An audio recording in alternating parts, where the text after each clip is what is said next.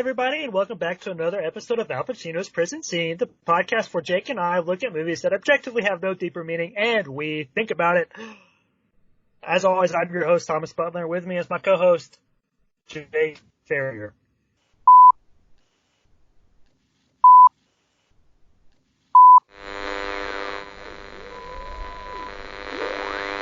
Calling all Autobots.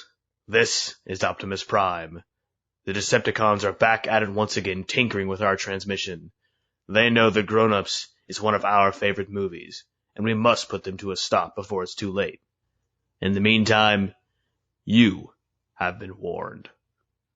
Autobots, roll out! Maize, they pay the kids. They pay with maize.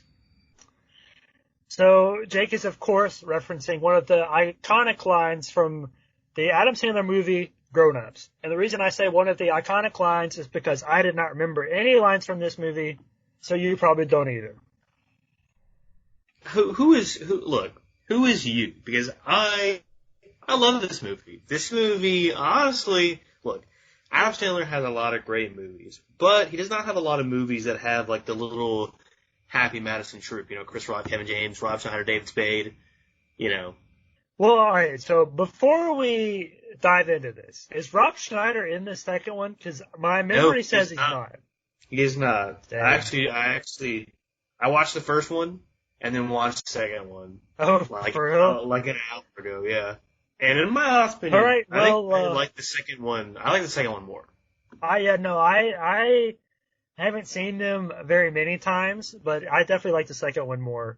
Especially because it's got that storyline with Taylor Lautner. And Terry Crews is in it. Oh, not Terry Crews. Shaq. Shaq's in it. Shaquille O'Neal. He actually left our living room to go film it. Oh, you had Shaquille O'Neal over? Yeah. Back like 4 years ago or whatever Grown Ups 2 came out? Hey, look, he's always been there, but now he's physically here. Okay. Yeah, he's retired now, so That's right. you gotta stay in his summer home. But, today we're gonna be talking about Grown Ups. I think I'm gonna go ahead and get into a recap. There's not really a lot that happens in this movie, so this recap shouldn't take too long. But it opens with a sepia-toned basketball game, right? And these kids are playing basketball, and they're alright, they're pretty good. But then they win the game, and one kid is like, "You idiot! His foot was on the line!" And that'll be important later. But they win the game, and the coach is like, all right, guys, thank you for winning the game. Love you. This is my inspirational speech about life. Peace out. And then he goes, "Rah." Right, because he's Coach Buzzer. So that's his thing, apparently. Then it jumps 30 years later, and one of the kids, the kid who shot the winning shot of the basketball game, is all grown up. And, I'm being a bad podcast host right now. I didn't look up any of the characters' names, so I don't know any of the characters' names, so I'm just going to call them by their actor's name. Lenny Fader. Lenny Fader. All right, thank you, Jake. That's what you're here for. But Lenny Fader grew up, and he's like a big Hollywood guy, and his kids are always playing video games, and he comes in the room, and he's like, hey, play this board game. And they're like, no, that's lame. And he's like, whatever, dude. But then he gets a phone call, and his coach died, and it's really sad. But then we jump to each of the other kids on the basketball team, and they all get a phone call. The coach died. They're doing their respective family things, yada, yada, yada. And so they all meet up at the coach's funeral. And they're joking with each other, like you do with your friends. They're making fun of each other, except for Rob, who doesn't make jokes at a funeral, because that's insensitive. But after the funeral, which Lenny Feder spoke at, by the way, after the funeral, they go and stay at this lake house where they had the party after the big game in the beginning of the movie. And they stayed there for the 4th of July weekend. And, the dads the whole time, especially Lenny Feder, is trying to get his kids. Fader. Whatever. Fader. He's trying to get his kids to, expand their bubble. Because they're kind of rich snobs, if I'm being honest. His kids are. Because they want the Voss water and whatever else. But he wants them to go outside and throw rocks. That's all he wants them to do, is just throw rocks, man. That's all it takes. But yeah, so they're hanging out on the lake house, and he's like, man, I wish my kids would just throw rocks. And all the friends are just having a good time. And then one morning they go to spread the ashes, and Rob breaks down. because he's kind of a mess. And they all make fun of him for it because he is a mess. But then he invites his daughters to town, and his daughters are super hot, and that's like the whole thing. And two of them. Right, and one of them looks pretty much exactly like him. But yeah, they do that, and then they go to this water park, and Kevin James' dad pees in the pool, and the moms make fun of this Canadian guy because he's got a high-pitched voice. And at some point during the movie, it's when they're eating dinner at that restaurant, and Kevin James is like, yeah, I'll pay for everything. I got tons of money. So he pays for everything, and then Fader runs into this dude, the kid from the beginning, who was like, he was on the line! He runs into that kid, but he's an adult now, obviously. And he's like, hey man, I want a rematch. And Fader's like, whatever dude, peace out. I'm not talking to you. So, alright, basically this whole movie is just them hanging out the whole time, right? So I'm just gonna go ahead and jump to the end, because honestly, I don't really even know the details of what happened. So at the end of the movie, they play the basketball game, but then Fader lets the other guy win because he decides that his family needs to learn how to lose and be okay with being normal people. As he tells his wife, he canceled the flight to Mulan so that his family can have a normal vacation with normal people. And I know that was a pretty bad recap, but honestly, this is grown-ups. So, what did you expect? All right, let me throw in a couple details. All right, Steve Buscemi breaks his entire body and then touches Maya Rudolph's boobie. Yes, very important. Lenny Fader's kids, Downtown's kids. One of them, the older one, looks like a character from Kingdom Hearts. Okay. Kurt McKenzie or Chris Rock, he is a house husband. All right. Kevin James' character. He says he works at a car dealership. He has mommy issues. Let's see, what else happened? The Robidoux, the guy with the eye, he was in it. Yeah, he was in it. And then, at the end, do Chris Rock's line that he's the other black guy? Yeah, he's the other. He's not the other black guy. He's the black guy. Right. And Tim Meadows is the other black guy. The other guy's the other black guy. All right, there's a few details you missed. But yeah, so I mean, like this is grown-ups, you know, and most people would probably say this movie doesn't have a lot to it, and I would be inclined to agree with them. However, obviously and I didn't feel like much happened because really not much happens in this movie. But it's just a movie about friends hanging out, and I think this movie gets a lot of flack because it is that.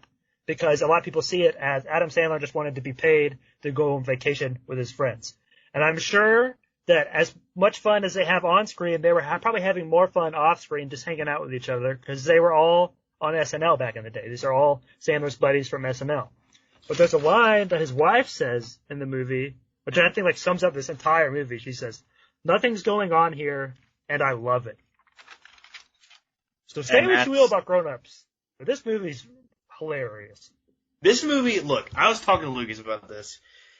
This movie is hilarious, yes. But I think that its humor doesn't necessarily come from the jokes, which it does partially, but I think that really it is the timing of the jokes. It's just so well timed. Like one joke I'll point in particular. They arrive at the lake house and they have like the fly trap, you know, like the electric fly trap, the bug zapper. You know? Yeah, the bug zapper, and it's killing the moths. And Adam Sandler's daughter's like, "Dad, they're killing the bugs." And I'm like, "No, they're just going to sleep." And he walks up and he takes one off that's like obviously dead, and he throws it. He's like, "Oh, still sleeping." And then there's a few beats. There's like one or two beats, and then the old fat black mom walks up and is like, "Ooh, a pork swing," and then steps on it, and there's another beat, and then he goes, "Well, now it's dead," and it's so it just flows so well, and then like Kevin James, you know, you mentioned Kevin James with the KFC hat, and then Rob Schneider's super hot daughters. They're like taking shifts looking at her butt, and then they're all looking at the tree, and then like, we're all looking at the tree, aren't we? And then they look back. It's just impeccable timing. I mean, I'm inclined to agree with you. I don't have anything to add to that. I don't have any discourse. This is a funny movie. I don't want you to be inclined to agree. I want you to agree. All right. Well, I agree. All right. Good.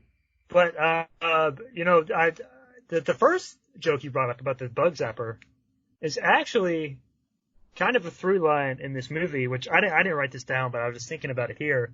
His daughter is very caring, you know. There's the thing with the bugs, and she's like, oh, I don't want them to die. But along with Kevin James's wife, she's the one who nurses the bird back from, well, I assumed he was dead, honestly. Freaking Kevin James landed on him.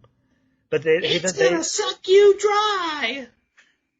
But, yeah, the daughter helps nurse the bird back to life. And, you know, maybe that was some kind of commentary on, like, the nurturing nature of women versus the Neanderthals that are men. Just the dichotomy of Sandler's kids. Because you have the two boys who, when we're first introduced to them, they're playing the violent video game. And throughout the movie, they become arguably better people. But they're just, like I said earlier in the recap, they're pretty much just rich snobs for the entire movie. But his daughter is caring from the moment we see her. You know, she's trying to drive the car to ask the car questions so she can help her dad cope with the death of Coach Buzzer. Honestly, and that might transcend beyond those two, and that might go out through the whole, like, all the characters. Because we see Gloria. I mean, Rob Schneider's character has had issues with ladies all his life. Like, every marriage, they talk about this in the film, is that he falls in love super quick. They get along great together, and then he snaps. He goes ballistic on him, and then they leave. Well, he goes ballistic on Gloria, but then Gloria's like, oh dearie, I could have called him a short Oompa Loompa Elvis, dearie, but I didn't. And, like, she forgives him. Right. And that obviously speaks to gender, but that speaks to another thing that I really think this whole movie is about, and that is generations and, like, everything that comes along with that, you know, like the generation gap and, like, how you age, how your view becomes different on things once you become a parent. Because obviously this movie is primarily about the guys reminiscing back on the good old days, which I think is masterfully done by beginning the movie with not only a scene from their childhood, but a scene that is sepia-toned. Because I think, you know, sepia-toned is reserved for, like, flashbacks in other movies or in old photographs. So just the color, the sepia-toned hue, you know, tells us that this is something that we are looking back on. It's not happening now, you know? It incites this feeling of nostalgia. And I absolutely agree, but I want to point out, it's interesting, though, and I'm sure that the kids, as their younger selves, the adults as their younger selves, they look like you can tell easily who is who. Yes, especially with the hairdo. Yeah. Which is interesting because what was that? Sorry, listener, I just stuck my tongue out at Jake and it made him uncomfortable. Anyway. Well, no, you, like, licked. But I think that, you know, that this, like you said, like the idea of nostalgia, that I think that this film is really about getting back to your roots. Because the whole idea, when they go to the funeral, it's like they haven't seen each other in a long time. Because, like, Kurt McKenzie's wife, Maya Rudolph, walks up to Salma Hayek and is like, do you remember me? I was at your wedding. And she's like, oh my God, of course. Even though, like, it's one of those things where, like, you know that they don't remember you, but it's just kind of like, It's courtesy. Right. But yeah, they get back together and they're calling each other by their nicknames. They're making fun of each other, and it's like you said, it's like the good old days. They've grown up, they moved out, they got their jobs, whatever. They've had their kids, they got this dysfunctional family. But then this lake house they go to is kind of like it is. I don't know what the word is, but it creates the ability for them to reunite as a friend group.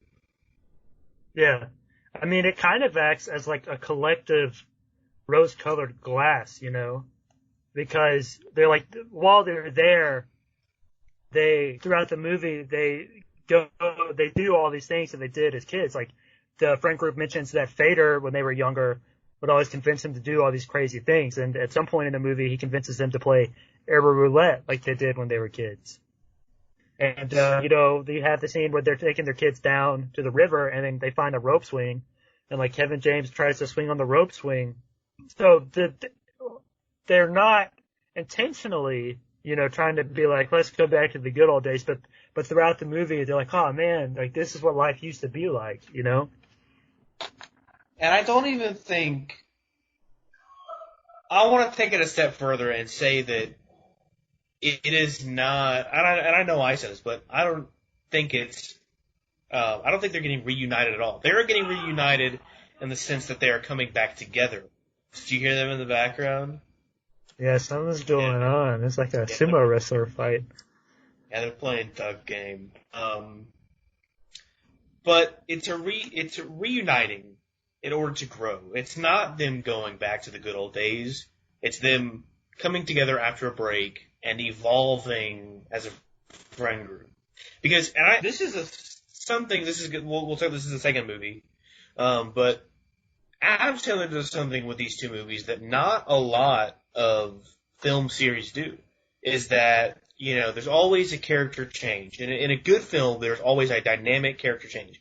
And these characters definitely change. And then that goes on, they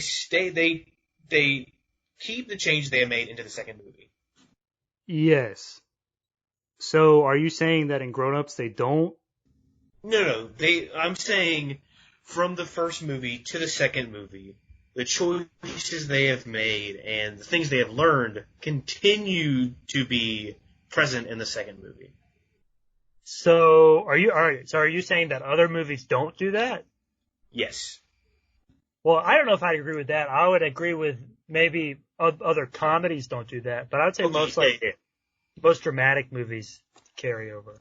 But yeah, both comedies, especially in like comedy TV shows, like the characters in Seinfeld never really learn, and they just like keep doing what they're doing exactly the same. And like Seinfeld is self-referential and makes jokes about that.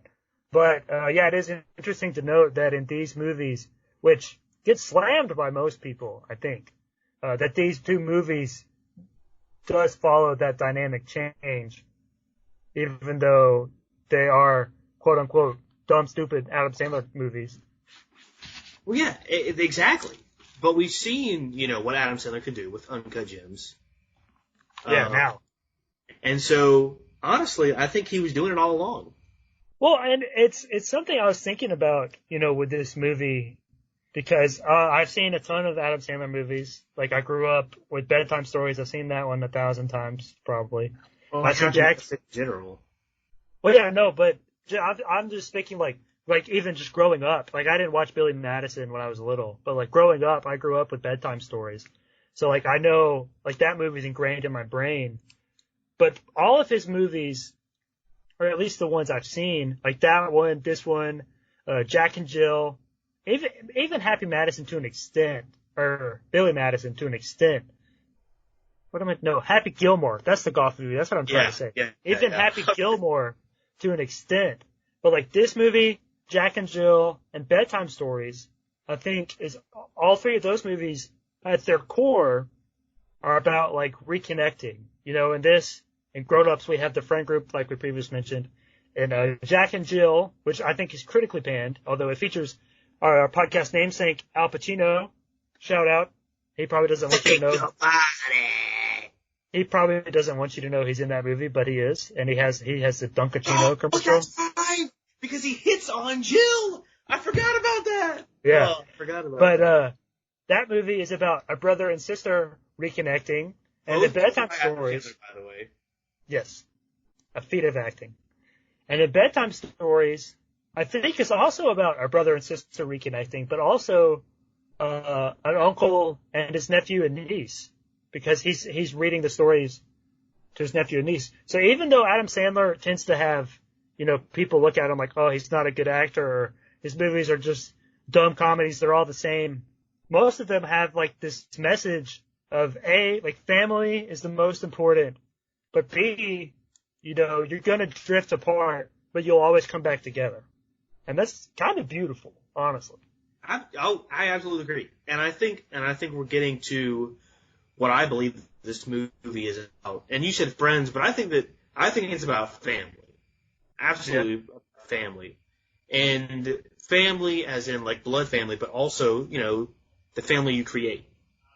Right. Because I mean, like, all of the 5 characters, are definitely, they're amazing friends. And even like, Dickie, the guy who challenges him, Adam Sandler and him were in the film. They were best friends, like in kindergarten. Oh, for real? Is that in the second one? Yeah. Yep. Okay, I didn't remember. But I mean, we see this group, transcend from this insane dysfunction at the beginning of the film to just this tightly knit group, where like the husbands all know each other, but then we see that the children and the wives and the parents, they all come together too. And it's just, you're right. It's absolutely beautiful. And, I didn't watch the second movie, but you said you did, so you can probably speak to this more. But, I think it carries on into that film because obviously in this one, presumably this is the first time that all of their kids have met each other. But, and they're not really prominently featured in the film, but we do see them from time to time, and they're obviously growing to know each other and be friends with each other. And I would say especially with Adam Sandler's oldest son and Chris Rock's son, their friendship in this movie is pretty much just ogling Rob Schneider's daughters. But it's taken further, if my memory is correct, in the second movie, they're pretty much inseparable and together the whole entire movie, are they not? Yep. Yeah, so this movie is 100% about, the family that you create, and that once you have that bond, no matter what happens, no matter where you are at in life as compared to the others, you will always come back together. And I think if you disagree with that, I think what will sway you is the fact that at the funeral, when they first meet when they first have a reunion, I guess, all of the adults, all of the guys, or for the most of the guys are lying to each other. Because you have Kevin James, who's like lying about being the president or co-president or whatever of the car company. Then you have Fader, who he's not lying, but he's embarrassed of his higher class. He doesn't want them to call him Hollywood. And then you have Kurt McKinsey, who is arguably emasculated in the role that he has in his family, although I think being a stay-at-home dad would be pretty rad, if I'm being honest. And then you have Rob, who is lying because of the toupee, which I know that's a joke throughout the movie, but that's still literally covering something up. And then you have David Spade, who's just like lays it all out. He's not really lying about anything. Well, okay. I agree with you for the most part, but I don't think it's necessarily that they're lying, per se. I think each of them has a deep-rooted character flaw. I'll bring it back. We talked about this in Chicken Little. Maybe this is the prequel to Inside Out. Well, I think everything could arguably be a prequel to Inside Out. But this specifically, because we have 5 characters, each one of them with one flaw. All right, hold on. All right, so tell me which character is each emotion. Okay, hold on. All right. Lenny Fader, all right, is disgust. because, like you said, he's embarrassed about his success, and it disgusts him to his core, okay? All right. Right? He never wants to talk about it. He's always keeping quiet about it, okay? All right? David Spade is sadness because he's just a lonely little boy. Okay. Even after he's got all these chicks, he's still got an empty heart, okay? Kurt McKenzie is anger, okay? Because he's angry that he can't have a nice relationship with his wife, or that he doesn't have a nice relationship with his wife. All right. Okay. I named 3, right? Yeah, you got Kevin James and Rob Schneider. Okay. You have Kevin Joy and Fear left. Okay.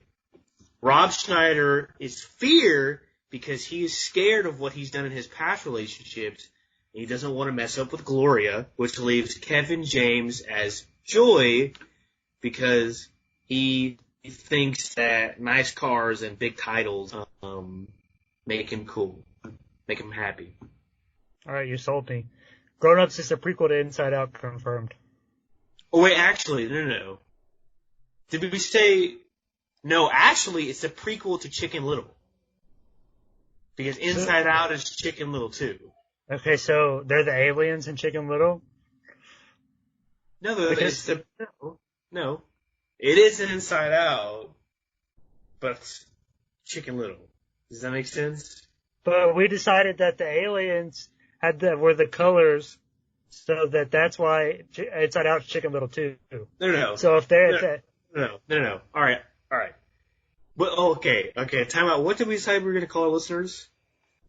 Grumpy Shaggy Goose Egg Boys. Shaggy Goose Egg Boys. All right, listen up, you Shaggy Goose Egg Boys. I want you to go back and tell us why we decided Inside Out, or Chicken Little was Inside, or why Inside Out was Chicken Little too. Because I don't think it was aliens. I just think it was the characters in general. No, it was the aliens, because the aliens are the colors. No, it was characters. All right, whatever. The listener will tell us.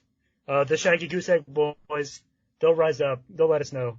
But let's get back on track. Back to Grown Ups. What were you saying before I took you down that path? Do you know? It's about family, I guess. Okay. All right, because you were talking about how everybody's lies, and I was like, well, it's not that they're lying. Oh, yeah. All right, so you were talking. All right, well, this actually kind of ties into that. I wrote down, don't judge a book by its cover, and be cautious of appearances. So, right by don't judge a book, I wrote down the guy at the water park. So obviously, he's like across from the ladies, and he's got that sexy six pack, and he's like, I'm flexing my muscles. Yeah, you like me? And then he comes over and he's like, hi, what's up? Ha! And then they all just start laughing at him. Suscríbete tú, ladies. Yeah. So there's that. Everything's not as it seems, but then be cautious of appearances. I have the blue chemical in the pool, that indicates that he peed. I have the Hollywood sunglasses. Vader didn't want to wear his sunglasses because he didn't want the friends to call him Hollywood. And then I have Rob's daughter's cut forehead because it made it seem that, what is David Spade's character? I think it's Marcus Higgins. Yeah, Higgins. Because it made it seem like Higgins had slept with Rob's daughter. So there are several instances in the film where something seemed to be one way, but then it turned out to be the other way. Well, on Higgins, I think a more poignant part is when Rob's blonde daughter, that they're at the water park, and she's like, he's gay, isn't he? And then Rob's like, no, he's not gay. He just seems that way. He's a freaking genius. Right. So a lot of things in this movie are not as they seem. So maybe that's Adam Sandler's trying to be like, hey, be careful. Okay, well, I'm derailing that thought, but I just thought of another one. Be careful what you wish for, because what you think you want, all that glitters is not gold. Smash Mouth, baby. All right, I'm back on track. All that glitters is not gold. So Fader grew up and he got rich and famous and all this stuff, but his kids are rich snobs and they always want their Voss water, right? So then he cancels the trip to Mulan and lies to his wife about it. So he's a little deceiver. But then he says, I wanted our family to have a normal vacation with normal people. And there's another line, he says, see how good you can be when you wear normal people clothes? Talking to his oldest son. So, what the point of all that was to say that it's okay, look, you could get rich and famous and all that stuff, but what really matters is the people who are close to you. Your family, your friends, your friends that have become family. And don't lose sight of that. And that may be just repeating what I said earlier, but I've said it twice then. And so you know what? This might be getting into being really meta. Right. Because I think I expect you to say something else.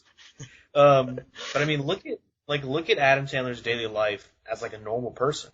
Like, let's take a look at his fashion, t-shirt, and well, no, his wardrobe in this movie is 100% his actual wardrobe, without a doubt. Jersey shorts, that's what they're called. I couldn't remember what they were called. But his real life fashion is just t-shirt and jersey shorts. Which maybe that's him also being like, dude, I'm rich and famous, but you know what? It doesn't matter because I got a hot wife and some cool kids, and I get to do what I want and make fun movies with my buddies. I don't care about the money, bro. I don't care about the looks. Right. You just gotta have fun. Girls just want to have fun. That's the song. And Adam Sandler. Adam Sandler's a girl. You heard it here first, ladies and gents. Adam Sandler, Kevin James, Chris Rock, Rob Schneider, David Spade, they're all girls. And they just want to have fun. So, another thing I have written down on my notes is, we turn it and get a Wii fund. I don't really know why I wrote that down, but I remember it being in all the trailers, and that's a pretty funny line, I think. Oh, I know why. Because it's like the class struggle, right? So like the Wii at the time was like the new console that everyone had, right? And like certain people had PS3, certain people had Xbox, whatever. But the Wii. Wait, time out. What is this about? When did that happen? Kevin James, I don't know. The kid is like, well, I can play basketball on the Wii. No, he says there's no. All right. Okay. Kevin James and Adam Sandler are playing basketball, and Adam Sandler's like making every single shot, which is an important plot point. Yeah. So he's like banking it off the shots, and Kevin James is like, yeah, your dad never misses. It's like, yeah, it's all about the bank shot, bro. And then his son's like, well, you can't get a bank shot on the Wii. And then Kevin James says, we turn it and get a Wii fund, which is a hilarious joke. Was in all the trailers. And it was probably meant to be nothing more than a joke. But I'm saying it was a commentary on class. So, when this movie came out, it was like a certain year that I'm going to look up right now. That sounds right. Let's see. Grown Ups, the movie, was released in 2010. And according to Google, the genre is comedy/buddy. But that's not important for what I was trying to say. So, it was released in 2010. Around this time, the Wii, it's probably been out for a little bit, I don't know. But the Wii was out, PlayStation 3 was out, the Xbox 360 was out. So, those are three consoles. Certain people had the PlayStation, certain people had an Xbox, but nearly everyone had the Wii. So, I have the Wii. Why would they bring up the Wii in this movie? It's because all of the different friends, I'm doing like a little thing on my hand that you can't see, listeners. It's like leveling out. All the different friends were on different levels of economic class, different places of stature, and their families. But they likely all have a Wii. And what does the word we, W-I-I, come from? The word we, as in W-E, as in together, as in united. So, no, Kevin James, he should not Wii turn it and get a Wii fund, because the Wii brings us all together. This episode was brought to you by Nintendo. Hope we don't get demonetized for that. Probably will, though. Yes, as long as we don't have Mario. No, that was, I didn't catch that at all. You got me on that one. But baby. what I did catch talking about the idea of being together was that the scene. Oh, when was it? It was when they were messing with David Spade. What was that after? When he's drunk? Yeah. What was that after? Yeah, they're drinking out of the water jugs. I don't know. Okay. Anyway, but it's Kevin James and Adam Sandler. Both of their wives. Both of their wives, like, just had the greatest sex ever because they were talking about that dude from Saskatchewan. Oh, the water park. Yes. And Kevin James is out there in the kitchen drinking water from a jug, and then Adam Sandler walks out and he's like, "Whoa, that was amazing!" And then Adam Sandler gets a jug out, and this is my favorite scene in the whole movie. I just love this 30 seconds. Is they start talking, and then they both at the same time drink water for a few seconds, and then stop at the same time, and then do it again, and then do it again, and then do it again. And I think that also points out to unity. Not only unity, unconscious unity. So they're a cult. I'm not going to say it. Well, I did. So that's another breaking news, everybody. Friendship is a cult. So be wary. Well, Happy Madison is a cult. I'd join that cult. I would too. But yeah, it's a cult. But it's like an unconscious, like you were saying that you always find your way back. That there's just kind of this unspoken bond. That friends for life, bro. You know what I'm saying, dude? Yeah. No. No? Yeah. Just do you have a water bottle with you? Yeah, a cup. Alright, there's just something in it? Yeah. Alright.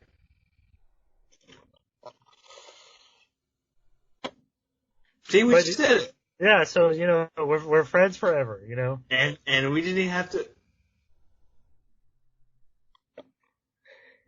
And we didn't have to say anything at all. We just kind of did it. You see, ladies and gentlemen, that's true friendship. That's what friendship's all about. You gotta drink water with your buddies. Hydrate or dehydrate. At the same time, without saying anything and making any gesture whatsoever, on an audio podcast that the listeners can't see. Yeah, we did do it, but believe us, we did, for real. We promise. But, go ahead. Well, at the beginning of this movie, and you kind of said something that made me think it was more. I was wondering when Coach Buzzer was talking about, he says, he's like, you gotta make sure that, this is at the flashback at the beginning. He talks about when life's final buzzer sounds, that you don't want to have any regrets. So at the beginning of this film, I was wondering if this was going to be a morality tale. And Carpe Diem and stuff like that. Well, I mean, at the end, Sandler, the Fader, intentionally loses the basketball game. So, I mean, yeah, I'd agree with that. And you made the note of the dead bird, which might be some underlying symbolism in that. And the bug zapper, there might be some underlying symbolism there. Animals, maize, baby. People love animals. They do. Maize, when they use it, it's dead corn. Maybe that's a symbol. Dehydrated fruit. Marcus Higgins is a deadbeat dad. Death, morality. Maybe that's something. Do you have kids? In the second one. Oh, okay, I remember that. But I think the two movies are synonymous. Might as well be. Rob Schneider's daughter, her car dies when they get there. Speaking of death, I could have sworn that the old lady died on top of Rob Schneider at some point in this movie, but that didn't happen. Gloria, his wife? Yeah, For some reason, I remembered her dying on top of him in the waterbed. What? They don't even what? There's a waterbed, but nobody dies. I don't know. I remembered that for some reason. Maybe I saw like the super secret Sandler cut. Release the Sandler cut. We're calling for it. Hashtag release the Sandler cut. Release the Sandler cut. All right. After all our Shaggy Goose Egg Boys watch this episode, storm Twitter and use hashtag release the Sandler cut. We gotta get it done, baby. I don't care. It doesn't have to be the cut for grown-ups. Pick whatever Sandler movie you want, and we'll release that one. We want the Sandler cut. And we know it's out there. Coming for you, Sandler. Yeah, I'd agree with you. I wrote down Coach's speech because I figured, if this movie was going to have any theme, it was going to be related to that. But what's interesting is later on in the movie, Gloria gives a speech, which kind of like unites everyone and gets everyone to confess the truth about their situation. And she says, in life, the first act is always exciting, and the second act is where the depth comes in. But she doesn't mention the third act. And that's something I thought was kind of interesting, especially because when she says that, it's like the beginning of the third act of the film. Yeah. So when we pair what she's saying about first act being exciting, which is arguably like, your kid to teenage years, second act, which is the longest in most films, would be your adult years, and then the third act would be like, you're an old person years. But for the sake of this movie, I would say that the third act could be argued as the final buzzer. There you are. I would argue that the third act is the final buzzer that Coach talks about in the beginning. So when you hear that, your act's over. It's fin. It's over. So what he says, like you said, he says, play life just like you played that game. So when the final buzzer goes off, you'll have no regrets. And what Gloria was saying about the first and second act was like, kind of what you were saying earlier, that they're not necessarily reminiscing. They are evolving, but they know that they still have it good. Yeah. And so like life becomes complicated, but it has more meaning, kind of like we were talking about with Mom and Dad, that in that episode, when we were talking about that film, once you have a kid, your life takes on a whole different meaning. Well, and you make the point of, so you're saying that the third act is death? Yes. So maybe she intentionally doesn't refer to the third act because, like you said, third act is death, and that doesn't matter because your time is your time, and when you die, you die. But you can't always be waiting for that day. You can't even like pay any attention to the third act because it doesn't matter. Right. And you were just talking about death and how once you're done, it's done, and it made me think of my favorite TV show of all time, BoJack Horseman. There's an episode, I think it's the episode right before the finale, called A View from Halfway Down. And is that the one where he's unconscious and in like the limbo state? Okay. Basically. And all these characters that were prominent in the show and died, some because of BoJack, others are just people that he knew well. They kind of like give monologues or their own story before they get sucked into a black vortex. So maybe the third act is not actually death itself, but like what comes right before. And as the coach says, when the final buzzer goes off, you'll have no regrets. So in BoJack, he clearly has several regrets. But if you do what Coach says and you live your life like they played that game, and you have no regrets, then the view from halfway down won't be so bad. Well, and maybe it's not even about having no regrets. It's about accepting the decisions you've made. What's that called? What's the word I'm looking for? Accountability. If you hold yourself accountable and you like grow from that. Because isn't that like a huge thing that BoJack has a problem with is like changing, you know? Yes.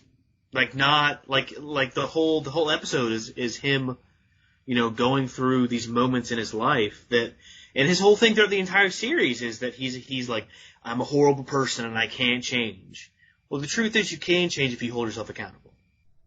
And so maybe that is where that whole speech comes from, is that everybody's lying, everybody's hiding these things, but then Gloria comes out and she's like, look, we all make these mistakes.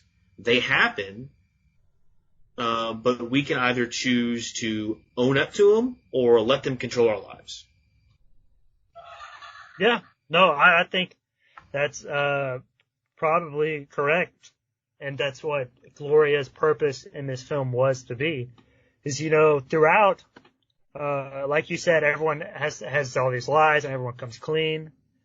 But several characters have to give up something in order to move on. And not just the adults.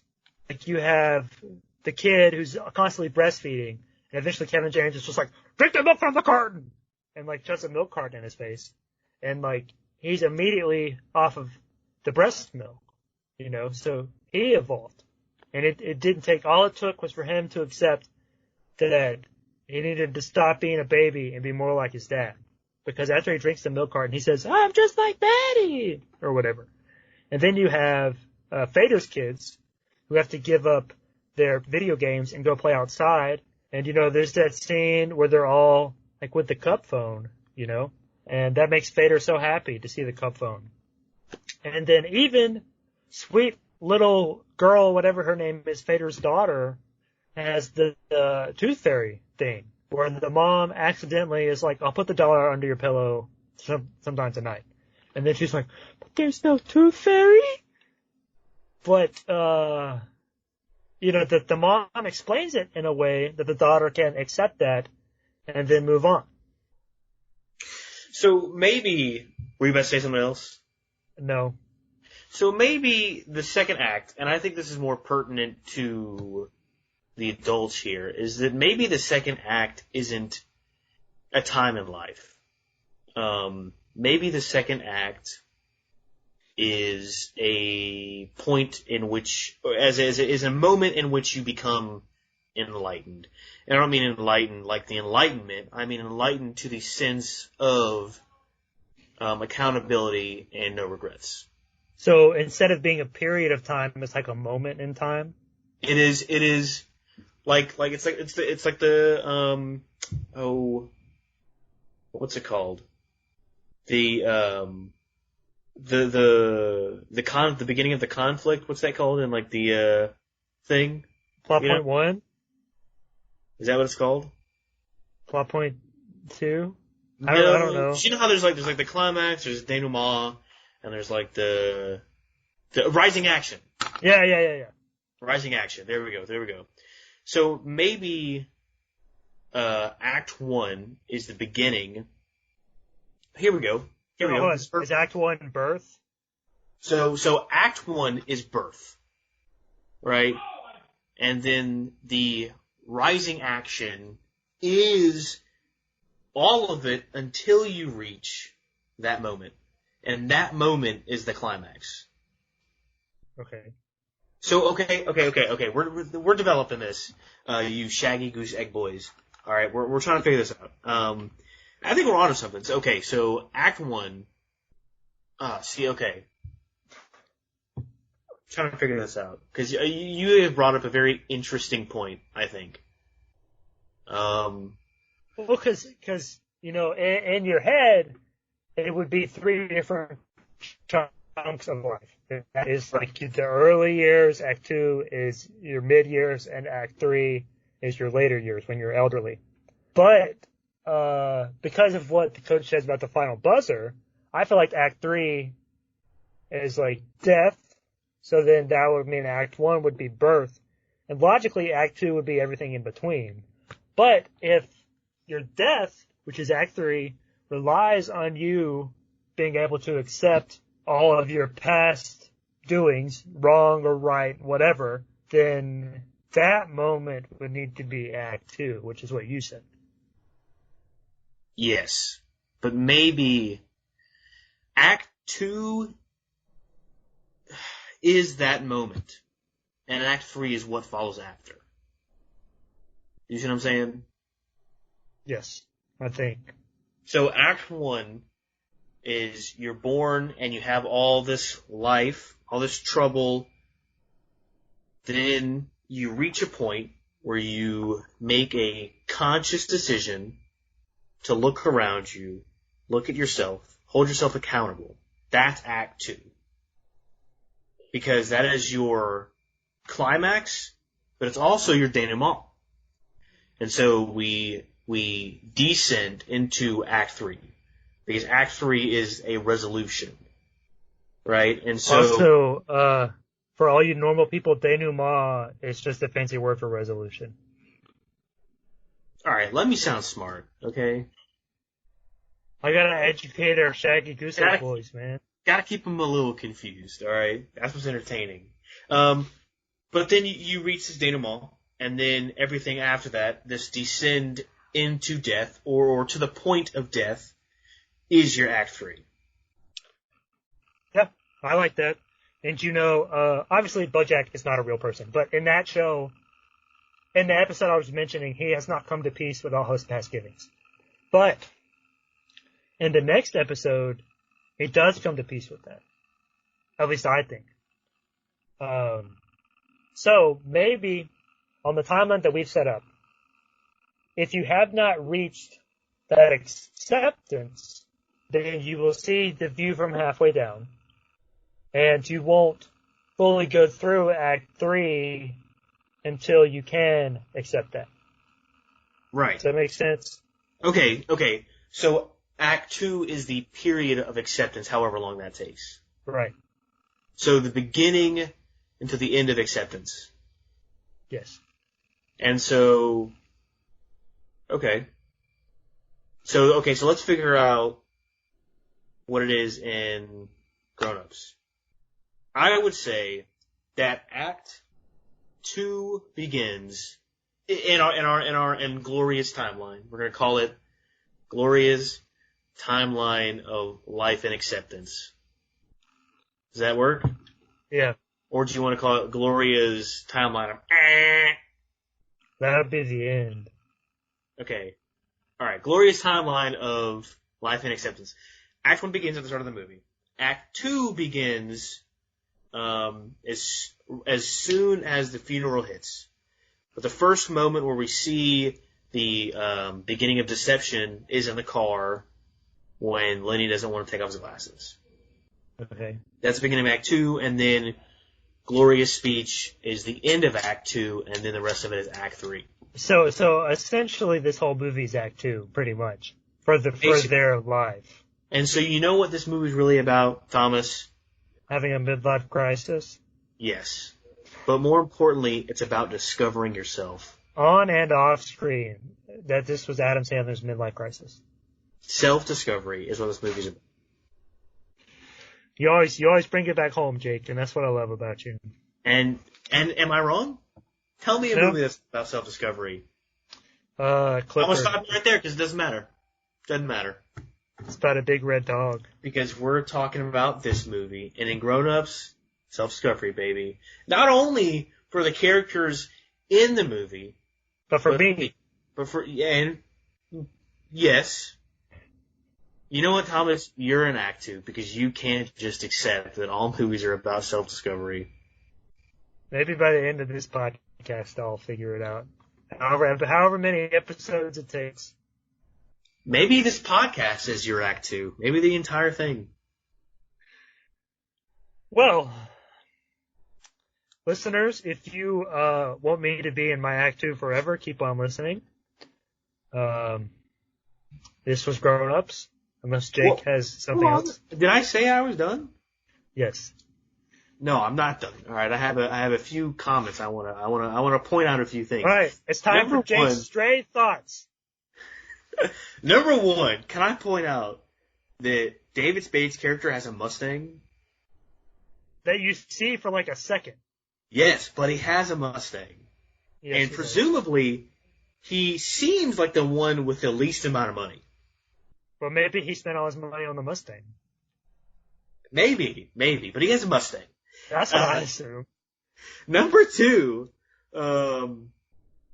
is that the scene that Chris Rock's kid and Adam Sandler's kid are watching the sisters, Rob Schneider's daughters.